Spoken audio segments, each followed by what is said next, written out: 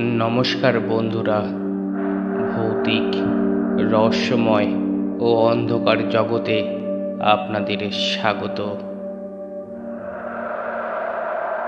আজ আড্ডা গল্প আপনাদের জন্য নিয়ে এসেছে একটি হাড় হিম করা ভূতের গল্প, হান্টেড হাউস। গল্প শুরু করার আগে আমার প্রিয় শ্রোতা বন্ধুদের কাছে একটাই অনুরোধ, চ্যানেলটির গল্প ভালো লাগলে অবশ্যই সাবস্ক্রাইব করে যাবেন, তাতে এই ছোট্ট ভাইটা খুবই উপকৃত হবে। চলুন শুনতে থাকি হাড় হিম করা ভূতের গল্প, হান্টেড হাউস।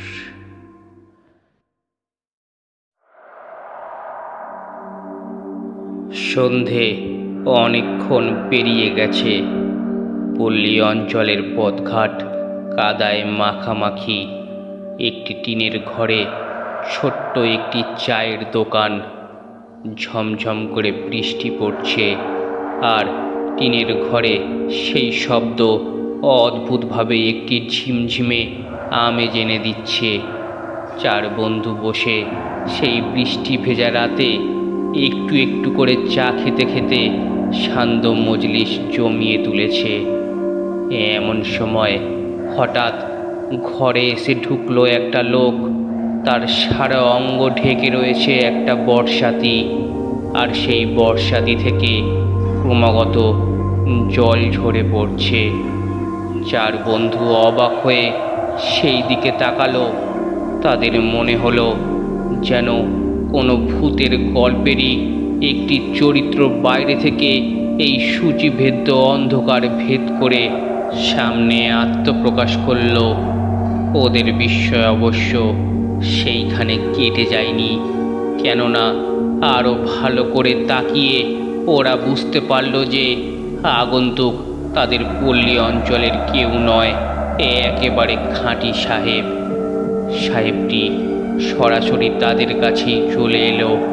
তারপর ওদের দিকে চোখ রেখে অস্পষ্ট কণ্ঠে প্রশ্ন করল, এখানে হান্টেড হাউস কোথায় আছে?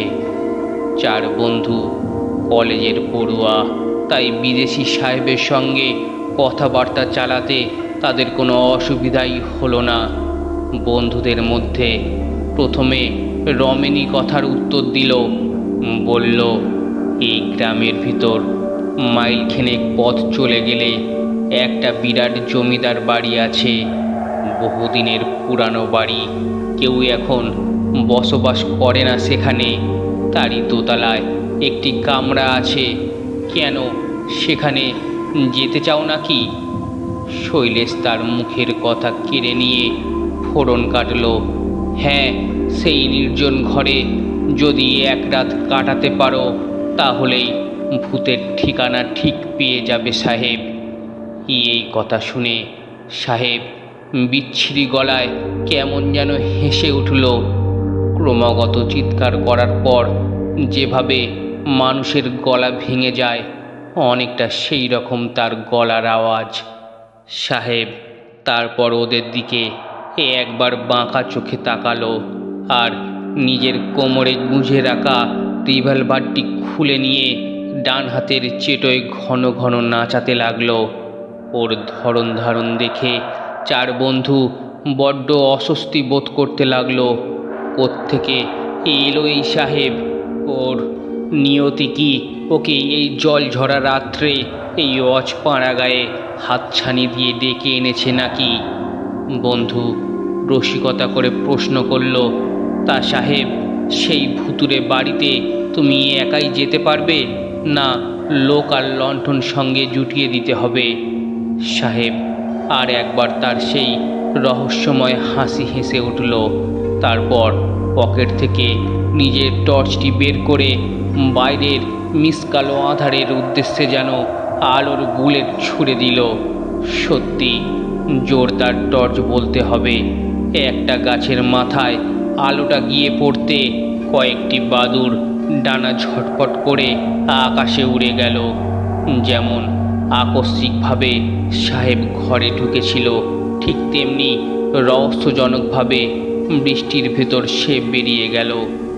অনেক দূর পর্যন্ত তার সেই টর্চটিকে জ্বলতে আর নিভতে দেখা গেল। ঘরের ভেতর বন্ধু চারজন নির্বাক হয়ে বসে রইল। সাহেবকে পুরো জমিদার বাড়িতে পাঠানো ঠিক হলো কিনা সেই কথাই ওরা হয়তো ভাবতে লাগলো। প্রতিবাদ করবার সময়ও সে সাহেব দিল না। এই কথা মনে করে ওদের সবাইকার নির্ভীত অন্তরে যেন একটা অজানিত আশঙ্কা ঘনীভূত হয়ে উঠল। চার বন্ধুর বাড়ি ফিরবার তারা ছিল না, কেননা তারা গ্রীষ্মের ছুটিতে দেশে ফিরে এসেছে। রাত যত গভীরই হোক বাড়িতে ভাত ঢাকা পড়ে থাকবে জানা কথা। ওরা কিন্তু আরও খানিকক্ষণ বসে থেকে সাহেবের জন্য অস্বস্তি বোধ করতে লাগলো।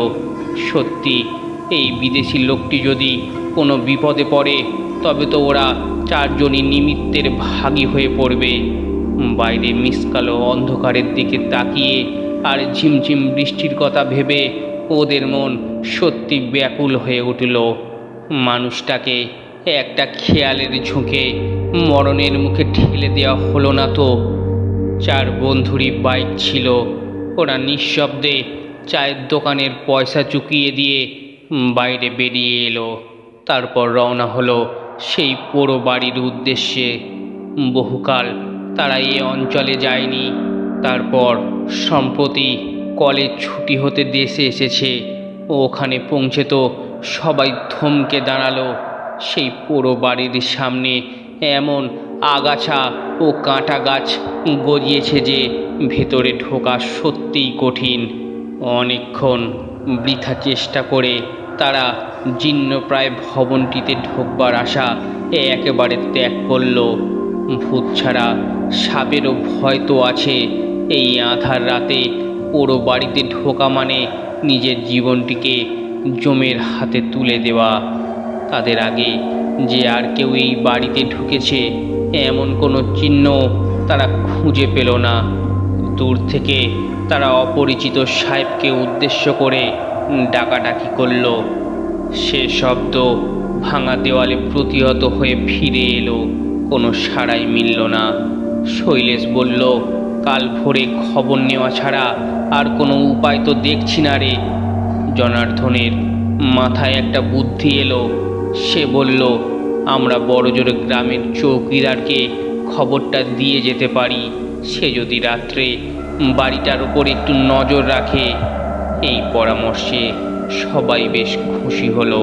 আর যাওয়ার পথে চৌকিদারের কাছে খবরটা পৌঁছে দিয়ে তারা যে যার বাড়ি চলে গেল।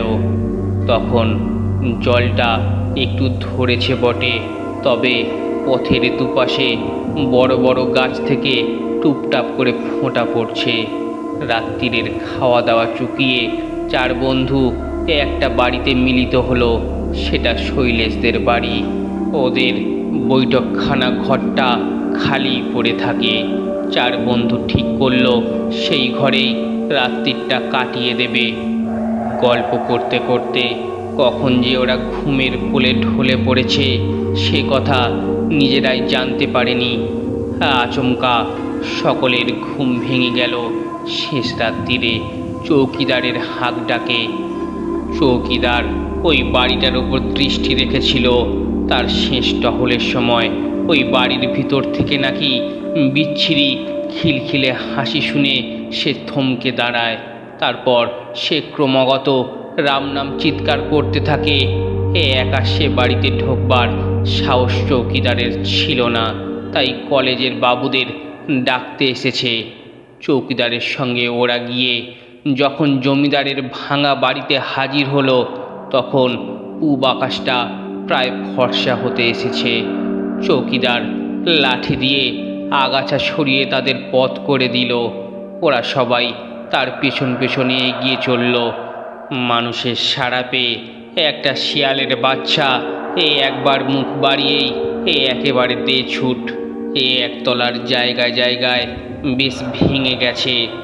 দোতলায় উঠবার সিঁড়িটা খুঁজে নিয়ে ওরা যেই ওপরের দিকে রওনা হয়েছে অমনি একদল চামচিকে সবাইকার মাথার উপর চক্কর দিয়ে ঘুরতে লাগলো, কিন্তু ওরা সেসব কিছুই ভ্রুক্ষেপ করলো না। হাজির হলো গিয়ে দোতলার বিরাট বারান্দায়। সামনের একটা ঘর থেকে কেমন যেন গোঁ গোঁ শব্দ শোনা যাচ্ছে। দরজাটা ধাক্কা মেরে খুলে ফেলে সবাই একসঙ্গে ঢুকে পড়ল সেই ঘরে। ঘরের ভিতর কি সাহেবের মৃতদেহ পাওয়া গিয়েছিল। কি হয়েছিল সেই হান্টেড হাউসে জানতে হলে আমাদের শেষ পার্টটি অবশ্যই শুনবেন।